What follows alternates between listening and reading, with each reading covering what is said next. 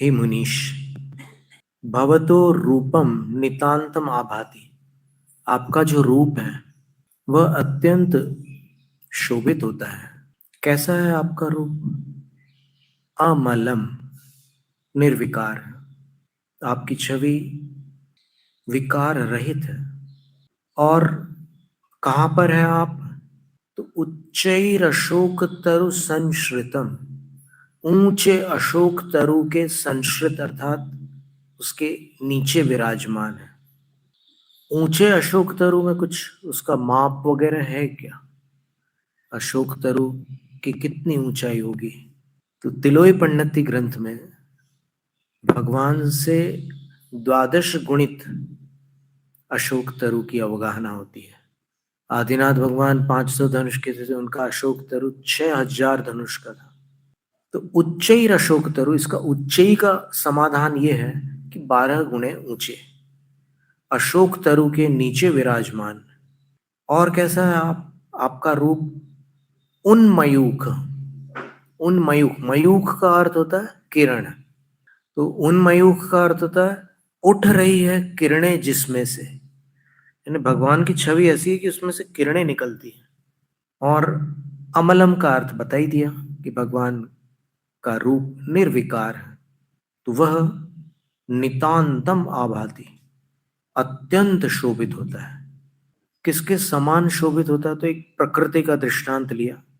तो रवेह बिंबम, पयोधर पार्श्ववर्ती रवेह बिंबम इव आभाति। पयोधर का अर्थ होता है बादल। तो बादल के पार्श्ववर्ती, बादल के निकटवर्ती, रवेह बिंबमिम, सूर्य के बिंब के समान आपका रूप शोभित होता है।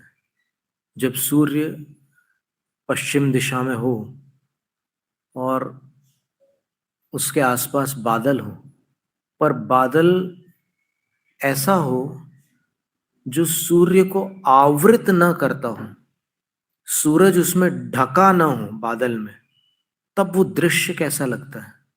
बादल के चारों ओर एक सुनहरी रेखा खिंच जाती है।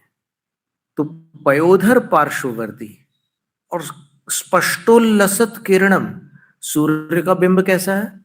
स्पष्टतः उल्लसित हो रही है किरणें जिसकी, अर्थात जिसकी किरणें स्पष्ट रूप से शोभा को प्राप्त हो रही हैं। और कैसा है सूर्य का बिंब? अस्त तमो वितानम, अस्त कर चुका है, जो तमोवितान का अर्थ होता है अंधकार के विस्तार को, जो अस्त कर चुका है, नष्ट कर चुका है, समाप्त कर चुका है। तो सवेरे का सूर्य ले लो, तो स्पष्टोल्लसित किरणम और अस्त तमोवितानम, अंधकार के फैलाव को जिसने अस्त प्राप्त करा दिया है। सूर्य का उदय अंधकार का अस्त होता है, सूर्य का अस्त अंधकार का उदय होता है। तो आप ऐसे प्रतीत होते हैं। तो देखिए, अशोक तरु को समझाने के लिए आचार्य महाराज ने बादल का उदाहरण दिया है, और भगवान का वर्णन करने के लिए सूर्य के बिंब का वर्णन किया है। यानी यहाँ पर जो वर्णन है, उस वर्णन में अशोक तरु के नीचे विराजमान भगवान का रूप अत्यंत शोभित होता है। कैसा लगता है? तो बोलते हैं कि वो भगवान का जो बिंब है वो तो सूरज के समान लगता है, और ऊपर जो अशोक तरु है वो बादल के समान लगता है।